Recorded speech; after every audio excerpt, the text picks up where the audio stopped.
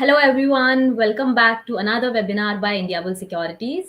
I would request audience to drop a hi message in the chat box ताकि मुझे पता चले कि मैं clearly audible हूँ.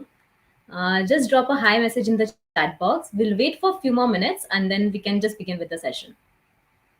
आज का जो वेबिनार है वो एक NFO के ऊपर है जो कि recently launch हुआ है. Just drop a hi message in the chat box.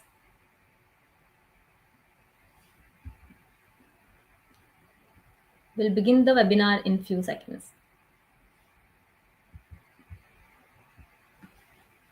Hi, hello everyone. Hi Rajat. Hi. Yes, so I guess we can start with the session. So, hello everyone, a very good evening to everyone present over here. I'm Akanksha Kumawat and I welcome you all to another webinar by Indiabulls Securities. आज के इस session में हम बात करने वाले हैं एक नए एनएफओ के बारे में which focuses on Nifty next 50 index. NFO का नाम है Tata Nifty next 50 index fund. तो इस एनएफओ को डिटेल में समझाने के लिए हमारे साथ आज जुड़ी हैं miss Shaili Gang. She is a head of products at Tata mutual fund and she has over 20 years of experience across banking and wealth management. So thank you, Shaily ma'am, for joining us. I hand it over to you from here. And also, I would want to know this audience that if you have any questions, you can just drop it in the chat box. We'll take it all the questions towards the end of this webinar. Hi, Shaily Hi, ma'am. thank you. Hi, pleasure to be here. Thank you, Akanksha. And thank you everyone for joining in. Like she set the context very well, Akanksha. I would just request confirmation whether the screen is visible, Akanksha, and my voice is audible. Am I audible? Yes, you are audible and your screen is visible too. Great. So we'll dive into the NFO discussion or the Nifty Next 50 index discussion straight away. What is Nifty Next 50? These are the companies which are ranked beyond the top 50, which is beyond Nifty 50. And they are at the cusp of entering Nifty 50. Yet, they do have their own characteristics, which we will understand, in detail as we move ahead. Just to give you a very, very brief introduction or peek into what Nifty Next 50 index is all about, this index has companies which are new. These index has companies which are high growth, are emerging leaders, and they also have exclusive themes covered, and they are tomorrow's giants, which means they are waiting or at the cusp of entering Nifty 50. But first, let's understand how is this index constructed. It's important to do so at the start for you to appreciate the entire discussion as we go along. So Nifty Next 50 is constructed out of Nifty 100.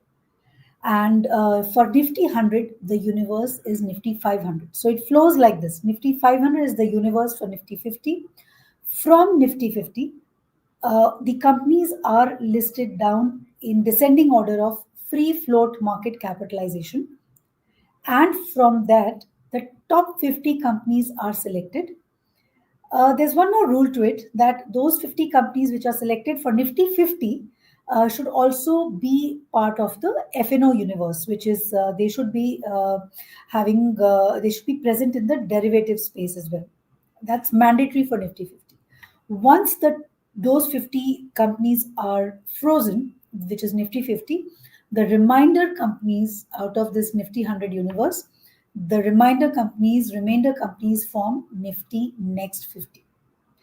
Nifty Next 50 could have some companies which are not in the FNO space. However, there is a limit to that. Not more than 10% of the companies can be such. So that's how the index is constructed. Now, just to understand the sector allocation of Nifty Next 50. Over the next 2 to 3 slides, what will come out is how does Nifty Next 50 add value to an investor, into an investor's portfolio. So as you can see here, the sector allocation has been laid out.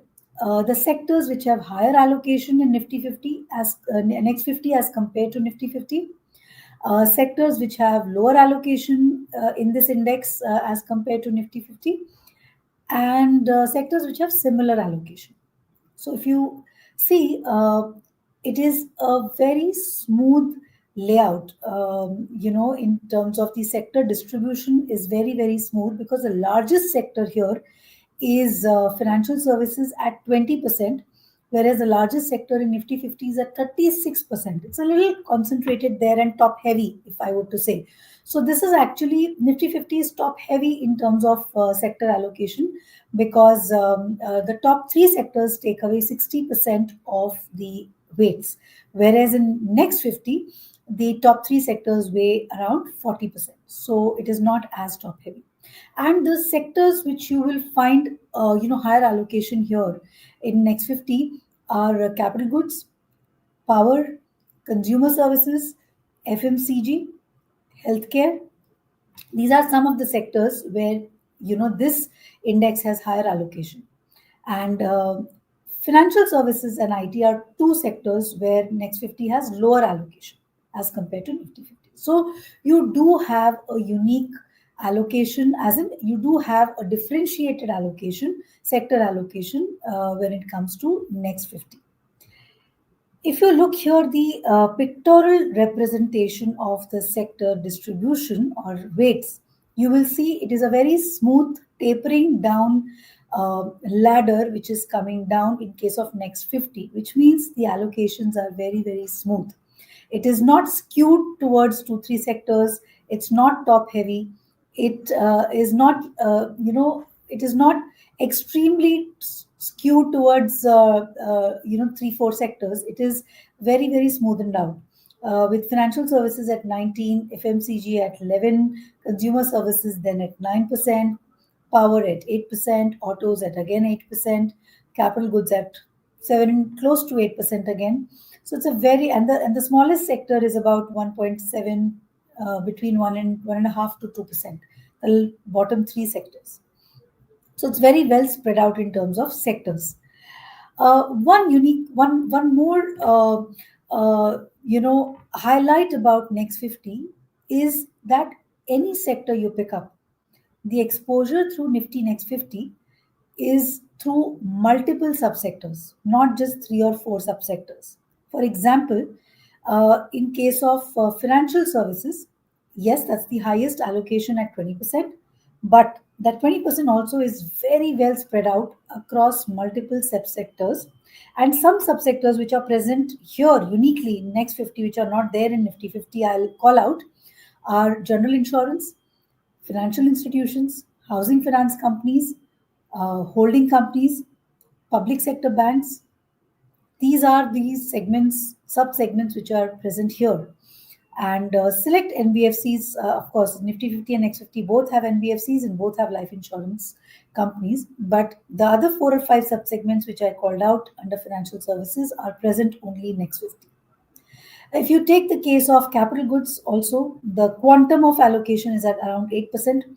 All your avionics and aerospace and defense, these high growth emerging spaces, are present in Next 50 to the tune of 8%, through 3 or 4 companies. And whereas in case of Nifty 50, the allocation there is restricted to about 1.2%. When you talk about FMCG and consumer services, basically the entire consumption pack, which is right now obviously getting a boost through GST, which is anyways, there are a lot of subsegments here which are high growth, and riding on the consumerism and the demographics of India. They are present to the tune of 20% in Next 50, and again through subsegments which are uniquely present here: personal care, breweries, other beverages, packaged foods, specialty retail, diversified retail, hotels. All these are uniquely present here, these subsegments. When you look at power, again, a good 8.5% exposure in Next 50, and it covers the entire spectrum of power distribute, power generation, including renewable energy, which you would not find in Nifty 50. Power generation, including renewable energies, present in Next 50. Power distribution, integrated power utilities, it's present to the tune of 8.5%. So one is the sectors are very well spread out. and the other is the subsectors are also more in next 50. So the same allocation or the same sector is represented through more subsectors in next 50. When you talk about the stock level allocation or the concentration, next 50 is less concentrated with top 5 stocks only at 18%, 18.5%, as compared to Nifty 50, which is about 41%. So obviously, Nifty 50 has its own space. No talking about that, because no disputing that. It has its own space. It is a flagship index of India. It is the most liquid index. Behemoths sit there. So Nifty 50, and obviously it has, it is less volatile than Next 50 as well. So it has its space very well intact. However, what we are trying to discuss here is how is Next 50 different from Nifty 50, so that one can decide very well why Next 50 should be taken exposure to. So the idea is to communicate that there are no overlaps. In fact, because of Next 50 are in terms of sector distribution, well spread out, subsector distribution, again, multiple subsectors, less concentrated at stock level. And, this index, this is one index which houses high growth companies, companies with lot of, it has strong price momentum. Companies here are emerging leaders.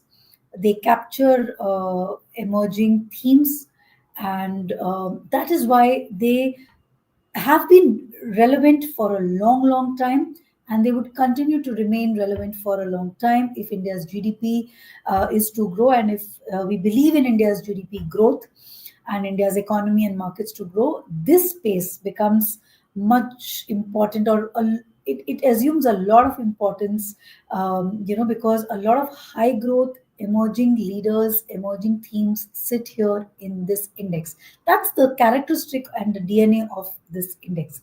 In fact, a very interesting data point is as follows. From 2003 to 2017, whenever, I think the total of 15 years, out of these 15 years, 11 years were broad market, where the broad markets outperformed, which means Nifty 500 did better than Nifty 50. In those 11 years, in many of those 11 years, when the broad markets performed well, which means 500, Nifty 500 did better, Nifty Next 50 actually outperformed Nifty 500 as well, purely because of the reason of this index housing or containing stocks which are high growth, which are emerging leaders, which are sector leading growth, which is also capturing the emerging themes. And it is not it is a large cap, but it is not a behemoth. It is still in that range of 1,60,000 crores to 50,000 crores market cap. So that's a very pretty positioning for Next 50. uh, this index has leaders. It might not be the top, so some of them could be top revenue earners for that segment, and if not top, at least it would be present in a very niche segment where it is the sole contender or the sole participant in that segment, or it would be amongst the top two or three revenue owners in that segment. So this index actually has a lot of leaders in passenger cars, in specialty chemicals, in airline, life insurance, electrical equipment, consumer electronics, pharma companies, manufacturing, APIs, and basically the CDMO space, hotels. uh, those are the leaders. What are the themes that it covers? We briefly spoke about it, but just to summarize, newer themes like green power, like defense, like avionics and aerospace, which is now coming up, and it's seeing a lot of action from the India market perspective also. The domestic theme, which is consumption orientation, make in India, Swadeshi themes, which are driven by the Indian demographics, and more consumer orientation within India. That's the other theme which this index captures very well through high growth companies, and lifestyle and other companies also, like the personal care, packaged foods, and everything. So, lastly, lifestyle and consumption, make in India, and the emerging themes of green power, aerospace, defense, avionics, and all those things. Unique businesses. Now, all these things which you see here, these are unique businesses which are not present in the top 100 space, which are, or let me put it this way, which are only present in Nifty Next 50. So you have a hotel company here uniquely present in Next 50. You have housing finance companies here present uniquely in Nifty Next 50. Consumer electronics, breweries, gas transmission, financial institutions, general insurance, power distribution. So you have power generation maybe in Nifty 50, but not the distribution and integrated utilities. Personal care, green power. These are the unique businesses. You have leaders and you have unique businesses both. And some of the unique businesses would also be the leaders. So this is a very, very differentiated index from that perspective. And Next 50 has been going fast. 7 to 8 years ago, the 51st stock was at 62,000 crores, which is now at 1,60,000 crores of market cap. And the 100 stock, which was at 30,000 crores, has now grown to 90,000 crores. So basically, the market cap has grown by 2.5 times of this index. And this growth historically and the expected growth is largely because of the characteristics and the DNA of this index that we spoke about, which is high growth, emerging leaders, emerging themes being captured here, sitting here. If you talk, so we spoke about growth and how strong, high growth and strong momentum, strong price momentum is part of is oozing out of this index. Let's talk about the current valuation. Current PE is below the 10-year average, and the price to book is similar to the 10-year average. So, from valuation perspective, also, it's closer to its 10-year historical average. It's not very, very expensive or away from the 10-year historical average. So, it stands at fair valuations. So basically, this index is about investing in the challengers in that segment, which is a large cap segment, which is part of the large cap segment, but yet not a behemoth. And that is the reason why, because of its base of market cap, it on that base, a high growth is possible. When you have a very, very large company, you can't grow at 15, 20, 25%. But when you have a company of this size, Next 50, which is like 1,62 or 50,000, 60,000 crores to 1,50,000 crores, when you have this size, growth, earnings growth number of 15, 20, 25% is very much possible. Especially if it is an emerging theme and an emerging company and a leader, if we talk about that. So these are challengers. It has earnings profile which is higher than Nifty 50, and yet it is a large cap, so it is quite liquid from that perspective.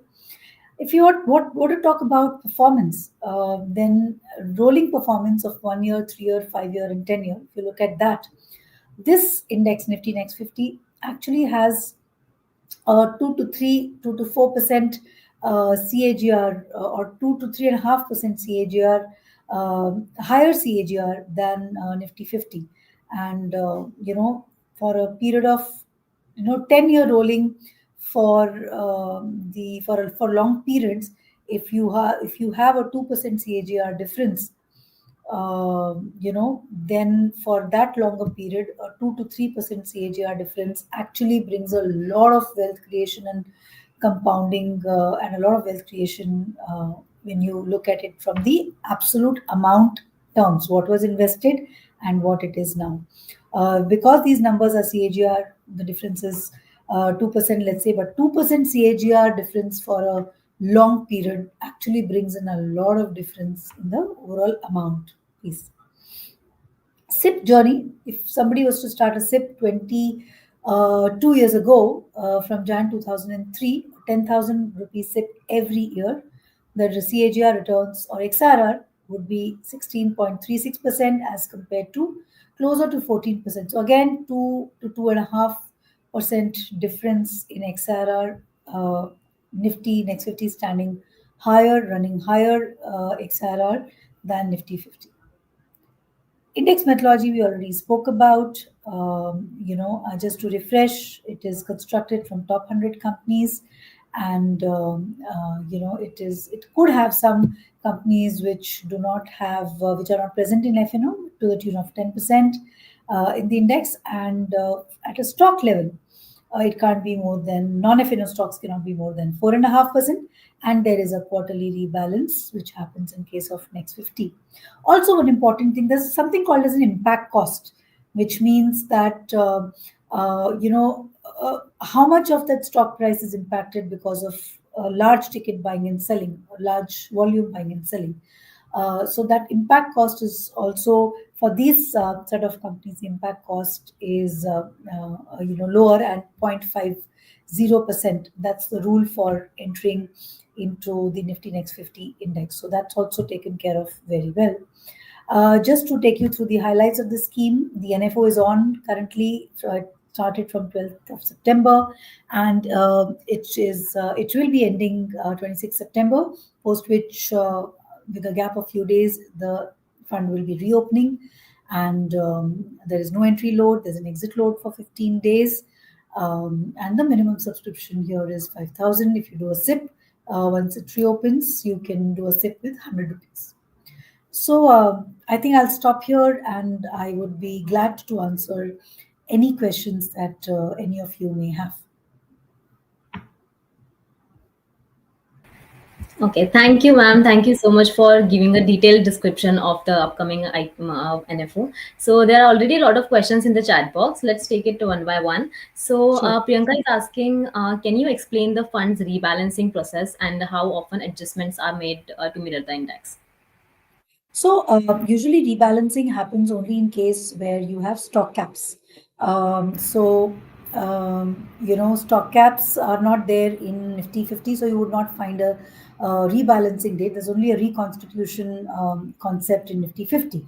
In case of next 50, there is a quarterly rebalancing for non-FNO stocks, because there the cap is 4.5%. So overall, not more than 10% can be in non-FNO stocks, and per stock it can't be more than 4.5%. So that's a quarterly rebalancing which they go through. Okay. So next question is from Rohit. He's asking, could you tell us which type of investors this fund is most suitable for when it comes to a long-term wealth creation? Good question, and thanks for asking that. Maybe many more people would benefit from that. This finally is a large cap. It falls into the large cap space, though it has volatility which is higher than Nifty 50, 1.5 times of Nifty 50. And as I mentioned multiple times during my talk, that this houses high growth companies with strong price momentum. So obviously the volatility is higher. However, these are large cap companies, at least defined under, they are defined, they are part of the Nifty 100 universe. So even a starter beginner investor can look at some allocations to Nifty Next 50. In fact, should look at for long-term wealth creation, purely for reasons of high growth and emerging leaders and unique exposures as well. And also, we saw some historical numbers as well, that when the markets broad-based, as in when broad-based Nifty 500 performed, this index actually outperformed that, because it rallied primarily because riding on the high growth nature of the index. So if you are, let's say, a beginner, if he's investing 25% in Nifty 50, at least 12 to 15% can go, or 10 to 15% can go towards this index as well. Okay, great. So next question is from Komal. She's asking, how does the risk return profile of Nifty Next 50 compare to Nifty 50? So as I said, the standard deviation or the volatility is 1.5 times than the Nifty 50. In fact, volatility of Nifty Next 50 is higher than Nifty 500 also. If you see the last 3 years volatility number comparing, it is higher. So it is there, but this is a high risk, high return proposition when you compare it with Nifty 50. Let's say, illustratively, if Nifty 50 earnings growth is at 8 to 10%, you can assume an earnings growth of about 12 to 15% in case of, or maybe a little higher than 15% in case of Nifty Next 50. So high risk, high reward is how this index is positioned. Okay. So Priyanka is asking, can you explain the funds? Okay, that is done, right? Uh, Yeah. and we have next question from Nikhil. He's asking, before investing in this NFO, could you explain the current sectoral composition of the Nifty Next 50 and which sectors have the highest exposure? I'll take you through the slide. Yes. I hope the slide is still visible. And this is a Yes, yes, it's visible. comparative chart, yes. So if you see, the highest is 20% financial services. However, in Nifty 50, it's at 36%, really skewed. But yeah, there the rules are different. And as we spoke, the Nifty 50 has a very different place in the, it's an umbrella or a flagship index for India. However, when we talk of next 50, you have 20% in financial services, and you have a good allocation towards FMCG, consumer services, and consumer durables put together. The entire consumer space is about 22 to 23%. Financial services about 20%, and then you have power and cap goods at about 15%. Auto, you can put it in consumer, so then you consumer goes to about 28%. So let's say financial services 20%, consumer plus auto, good, about good 27, 28%, and power capital goods at 15%. These are the larger sectors. Then healthcare is at 6%, and cement and reality again at 6%. IT is small at about 2%.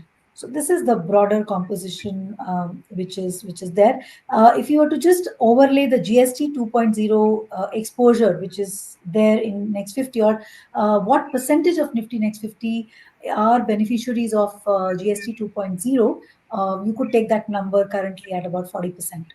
With FMCG, consumer, insurance, auto, everything put together. Obviously, construction material, which is cement and metals, also added because they also have input tax credit benefits to them. So overall, 40% is the beneficiary, or Nifty Next 50 actually has beneficiaries of GST 2.0 to the tune of 40%. Okay, okay. So next question is from Uddesh. He's asking, for a first-time investor, why should one consider investing in an index fund like this NFO, Tata Nifty Next 50 Index Fund, instead of picking individual stocks? Very valid question. Good question again. See, there is no active fund versus passive fund. There is no, I could say, individual stock picking versus index, individual stock picking, unless and until you are doing a 24 by 7 analysis, and this is your core of stock picking is your core, and that's the only job you're doing for living, then probably you could excel at it. But if you have a job by your side, and this is like investing is, you know uh, parallelly being done, then let's let the experts do the same. Now when you come to experts, you have active, which is the active funds, fund managers, and the passive funds, which are the NICEs. Here we say it should be active and passive.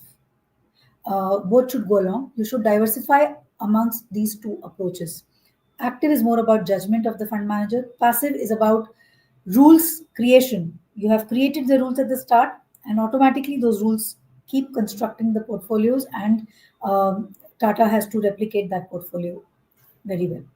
So that is the difference. So when you come to active versus passive, ideally it should be active and passive. That's the way we look at it. Diversify across these two approaches. Okay, okay, great. So next question is from Praveen. He's asking, how does the fund's expense ratio and tracking error compare to other Nifty Next 50 funds, index funds, and how does that affect long-term investor returns? So your TR is capped. We can't go below beyond 1%, and the direct TR obviously will be declared soon. It would be lower, much lower. Tracking difference, we are yet tracking difference comes in when the portfolio gets executed. But here I would like to say that we have built a utility, automated utility for better replication and bringing in more efficiency in replicating the portfolios. So it's very, very important, to note that, because once we automate, now that we've automated, the efficiency gets increased. Obviously, a lot of efficiency was brought over, but with automation, it further gets enhanced. Okay, great. All right. I guess we are done with the questions. So thank you, Shelly, ma'am, for explaining our audience about the Tata Nifty Next 50 Index Fund. I would also like to thank the audience present over here to for joining this session. ऐसे और webinars के लिए follow Indiabulls Securities on Instagram, Twitter, Facebook, and YouTube. Thank you, everyone. Thank you, Shelly, ma'am, again for joining us. Thank you. And Our pleasure. My yeah, pleasure, totally. thank Thanks, Akanksha and Team India Bulls, and thanks all the viewers for joining in. Thank you. Thank you so much. Have a great day ahead. Thank you.